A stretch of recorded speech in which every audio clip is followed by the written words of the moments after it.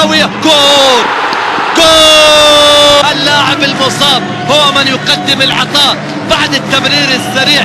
منصور الحربي صاحب العطاءات الرائعة في المرور في التجاوز ومن ثم في لحظة التمرير. هكذا تأتي عملية التسديد. لا تصدق الأخبار.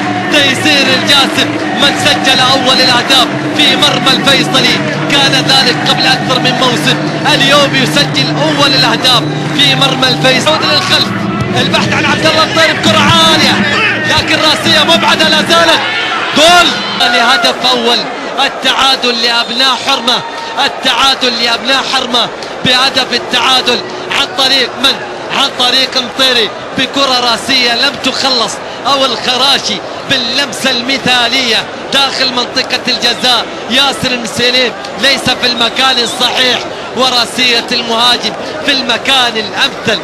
المهاجم بدر برونو سيزار، كرة عالية راسية لكن مبعدة لا زالت خطورتها. برونو، جول جول جول. هذه المباراة بهدف في اللحظات الأخيرة، في الأنفاس الأخيرة، بكرة كانت قريبة تماما إلى الفيصلي، أتت مباشرة إلى من؟ تيسير التيف. عملية الإبعاد لم تحضر.